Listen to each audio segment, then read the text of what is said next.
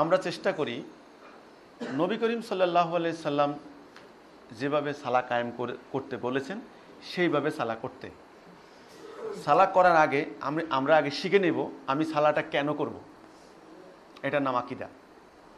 দৈনিক 5 বার নির্দিষ্ট একটা টাইমে নির্দিষ্ট একটা জায়গায় একত্রিত হয়ে কাতার সোজা করে একজন ইমামের কথা শুনে একটা কমান্ডের অনুসরণ করে করে কাতার বাঁকা হওয়া যাবে না, এক পায়ে দাঁড়ানো যাবে না, পাথরকুচি সরানো যাবে না, চাদর কোট্টা সরানো যাবে না, নড়াচড়া করা যাবে না, এভাবে কিচ্ছু করা যাবে না। এটা কি শিক্ষা দেয়? এটা কখনো ভেবেছেন? নো। আক্কেল দিছেন কেন আল্লাহ? না বুঝের কোনো কাজের কোনো সওয়াব নাই। সালা হলো মুমিনদেরকে আল্লাহ একটা লক্ষ্য অর্জনের জন্য একটা প্রশিক্ষণের ব্যবস্থা করেছেন, একটা ট্রেনিং। কি? এই দৈনিক 5 বার তারা এক জায়গায় একত্রিত হয়ে প্রশিক্ষণ দেবে, ডিসিপ্লিন শিখবে, ঐক্য শিখবে, আনুগত্য শিখবে, ভ্রাতৃত্ব শিখবে। ফলে তারা এমন একটা জাতি হবে ঐক্যবদ্ধ, সুশৃঙ্খল, একটা লক্ষ্য অর্জনের জন্য অটল একটা জাতি হবে। তাদের একজন ইমাম থাকবে, সেই ইমামের হুকুমে তারা উঠবস করবে। এটা তাদের ব্যক্তি জীবনে, তাদের জাতীয় জীবনে সেই ট্রেনিংটা চলবে, সেই ট্রেনিংয়ের ফলাফলটা হবে। সহজে আমরা বলতে পারি সালাহ হলো চরিত্র গঠনের জন্য ডাইস, মোল্ড, সাস, একটা ক্যারেক্টার বিল্ড করবে আমাকে। এই জন্য বলা হয় আকিমুস সালাহ, সালাহ কায়েম করো। কায়েম মানে কি? প্রতিষ্ঠা করো তোমার চরিত্রের মধ্যে কতগুলো গুণ, কতগুলি অ্যাট্রিবিউট।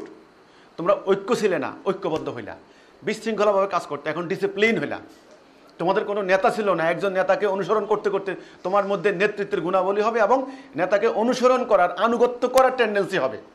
সালার উদ্দেশ্য ঠিক না রাখলে কিন্তু সালা হবে না। এটা গেল উদ্দেশ্য।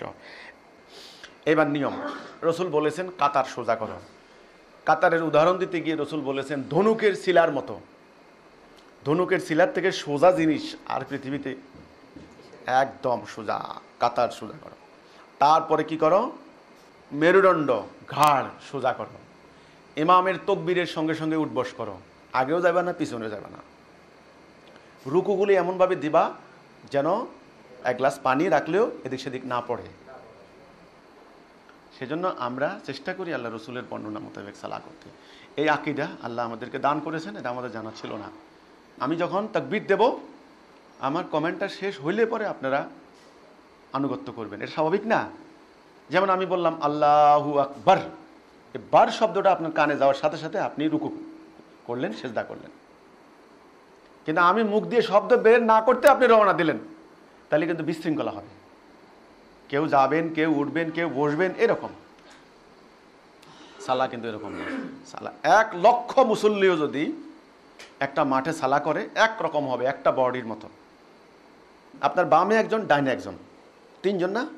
আপনি বলবেন যে আমরা এই ভাই, ও আমার ভাই, আমি তার ভাই। সে কোন বংশের আমি দেখব না, সে কি জ্ঞানী না মূর্খ আমি দেখব না, আমার ভাই। সেও আপনাকে মনে করে ভাই। এই যে ভ্রাতৃত্বের বন্ধন। আপনি যখন রুকুতে যাবেন তাকে নিয়ে যাবেন, চোখ খোলা, কিন্তু চোখ বন্ধ করা জায়েজ নাই সালার মধ্যে। একসঙ্গে উঠা, একসঙ্গে বসা। এইভাবে যদি প্রত্যেকে মনে করে, তাহলে প্রত্যেকের ভিতরে একটা কানেকশন হয়ে যাবে, একটা ঐক্যের একটা চেতনাবোধ জাগ্রত হবে। একা একা স্বার্থপরের মতো আর চিন্তা করবেন না। এই যে দৈনিক 5 বার আল্লাহ ট্রেনিংটা দিয়ে যাচ্ছেন মুমিনদেরকে, উদ্দেশ্য বিরাট কিন্তু আল্লাহর। আল্লাহ বললেন আমি তোমাদেরকে সহজ করতে চাই, পানি নেই তায়াম্মুম করে নেন, অসুবিধা নেই। এর উদ্দেশ্য হলো আল্লাহ একটা নির্দিষ্ট চরিত্র তৈরি করতে চান আমাদেরকে দিয়ে। ট্রেনিং, প্রশিক্ষণ। কি কি ট্রেনিং হবে? ঐক্যের, শৃঙ্খলার, আনুগত্যের, হিজরতের, জীবন সম্পদ উৎসর্গ করার প্রেরণা, এ সব কিছু হবে সালার মধ্য দিয়ে। উদ্দেশ্যহীনভাবে সালা করলে সালা হবে না। এবার সালার নিয়ম কানুন। হুজুর পাক সাল্লাল্লাহু আলাইহি ওয়াসাল্লাম বর্ণনা করছেন ধনুকের শিলার মতো কাতার সোজা, কাতার যেন বাঁকানো, মেরুদণ্ড সোজা করে দাঁড়ানো, এদিক সেদিক না তাকানো, হাসি কাশি অতিরিক্ত না দেওয়া, এক পায়ে না দাঁড়ানো, নড়াচড়া না করা, পাথরকুচি না সরানো, ইমামের তাকবীরের সাথে সাথে রুকু সেজদা করা।